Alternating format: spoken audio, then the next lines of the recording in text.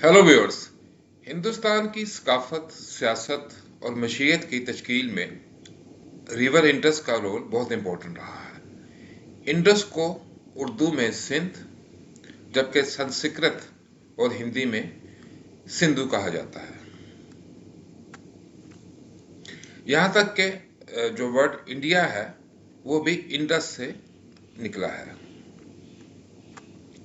आज के वीडियो में हम आपको बताएंगे कि इंडस वैली सिविलाइजेशन का राइज एंड फॉल, उसका अरूज व ज़वाल कैसे हुआ। कहा जाता है कि इंडिया के जो ओरिजिनल असल बशिंदे स्याह फार्म लोग थे, जिन्हें ड्रेविडियंस कहा जाता है। ये वही इन्हीं ड्रेविडियंस ही ने इंडस वैली सिविलाइजेशन को कायम किया। ऋग्वेदा, जो कि हिंदुओं की एक मुकद्दस किताब है, उसके मुताबिक कुछ ऐसे लोग पाए जाते हैं जिनकी ज़बान अजनबी और रंगत स्याह है और ये अजीब देवताओं की पूजा करते हैं। इनको ऋग्वेदा दासूस कहती हैं, जिसका मतलब संस्कृत में गुलाम या स्लेव है। तो जिससे स्कॉलर्स का ये ख्याल है कि इसका मतलब यह है कि वो ड्रेविडियंस को रेफर कर रही है। इंडस वैली सिविलाइजेशन तकरीबन उतनी ही कदीम है, उतनी ही पुरानी है जितनी कि मेसोपोटामियन सिविलाइजेशन, जो कि मिडिल ईस्ट में हुई, और इजिप्शियन सिविलाइजेशन, जिसका ताल्लुक इजिप्ट से था। इंडस वैली सिविलाइजेशन 2600 और 2500 कब्ल मसीह के दरमियान इसका आगाज हुआ और ये अपनी पूरी शान शौकत के साथ 2000 कब्ल मसीह तक कायम रही। इसका रकबा 1.3 मिलियन स्क्वायर किलोमीटर था और इसकी आबादी 5 मिलियन से भी ज़्यादा थी।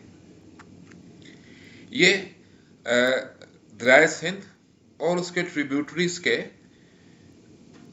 मैदानी इलाकों पे डेवलप हुई।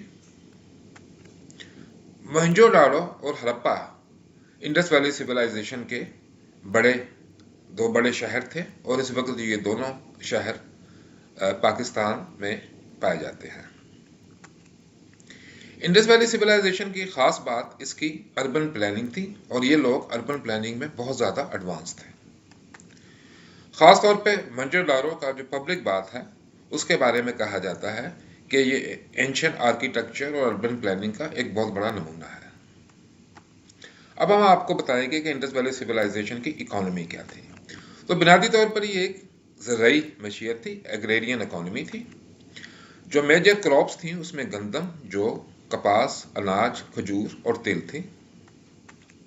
इसके अलावा ये लोग ज़राई आलात बनाने में भी बहुत ज़्यादा स्किल्ड थे। इंडस वैली सिविलाइजेशन की ज़्यादातर जो ट्रेड था वो मेसोपोटामिया के साथ था, जैसे कि आप स्लाइड पे देख सकते हैं। बहुत सी प्रोडक्ट्स इंडिया से मेसोपोटामिया जाती थी, जिनमें ख़ास तौर पर gold jewellery, timber, precious stones और कॉटन टेक्सटाइल्स हैं। जबकि बहुत सी इंपोर्ट्स इंडिया भी करता था मेसोपोटामिया से, ख़ास तौर पे आर्टिकल्स ऑफ सिल्वर और वोलन टेक्सटाइल्स, जैसा कि आप इस स्क्रीन पे देख सकते हैं।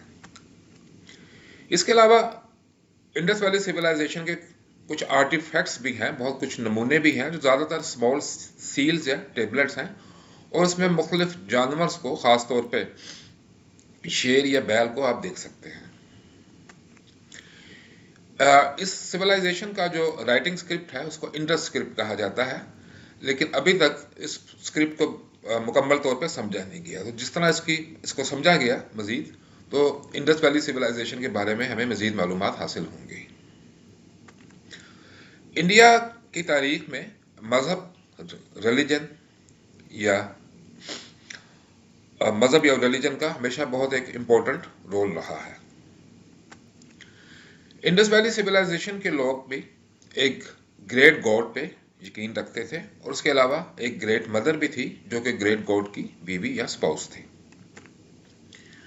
ग्रेट गॉड के बहुत से ऐसे एट्रीब्यूट्स थे जो कि बाद में हिंदू गॉड शिव से मिलते हैं। इसी तरह ग्रेट गॉड की जो वाइफ थी, मदर गॉड, उसके बहुत से एट्रीब्यूट शिव की वाइफ दुर्गा पार्वती से भी मिलते हैं। तो आमतौर पर ख्याल ये है कि हिंदुओं ने जो शिव और दुर्गा पार्वती का जो कॉन्सेप्ट है वो इंडस वैली सिविलाइजेशन से ही लिया है। इसके अलावा काली, जो कि हिंदू मजहब में मौत, वक्त और जिनसियत की देवी कहा जाता है, उसके बारे में भी कहा जाता है कि इसका ताल्लुक भी इंडस वैली सिविलाइजेशन से है। इसके अलावा यहाँ पे एक एनिमल कल्ट भी थी, यानी कि लोग जानवरों की भी पूजा करते थे। सबास्टिका, जो कि एक सिंबल है, एक रिलीजियस सिंबल है जिसका हिंदू, जैन और बुद्धिस्ट इस्तेमाल करते हैं, जैसा कि आप स्क्रीन पे देख सकते हैं, उसका ताल्लुक भी इंडस वैली सिविलाइजेशन से है।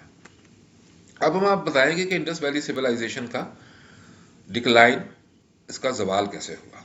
तो उसकी तीन बड़ी वजूहात कही जाती हैं। पहली वजह तो यह है कि इसका जो ज़्यादातर क्योंकि ट्रेड मेसोपोटामिया से था, और मेसोपोटामिया उन दिनों उस सालों में एक पॉलिटिकल क्राइसिस से गुजरा था, जिसकी वजह से उसके और इंडिया के दरमियान जो ट्रेड नेटवर्क थे वो डिसरप्ट हो गए, और उसकी वजह से ट्रेड जो है वो मुमकिन ना हो सका। और इंडस वैली सिविलाइजेशन के बहुत से जो शहर थे, उनकी इकॉनमी क्योंकि ट्रेड के ऊपर डिपेंड करती थी, लिहाजा उनकी इकॉनमी भी कोलैप्स कर गई। दूसरी एक बड़ी वजह थी कि क्लाइमेट चेंजेस आई थी।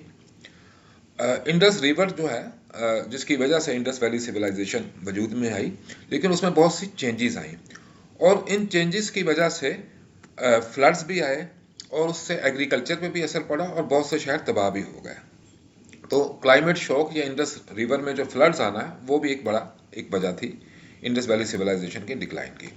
और तीसरी और सबसे बड़ी वजह एक ये भी थी कि तकरीबन 2000 BCE में, कबल मसीह में, आर्यंस जो कि सेंट्रल एशिया और ईरान से थे, जिनका ताल्लुक था, वो इंडिया में आए, और इन्होंने जो ड्रेविडियन जो लोकल पॉपुलेशन थी उनको वहाँ से डिस्प्लेस कर दिया, और इसके नतीजे में इंडस वैली सिविलाइजेशन का डिक्लाइन हो गया। उम्मीद है आपको ये वीडियो पसंद आई होगी। आपसे रिक्वेस्ट है कि काइंडली मेरे चैनल विजडम ऑफ लाइफ को सब्सक्राइब कर लें। Thank you for your time.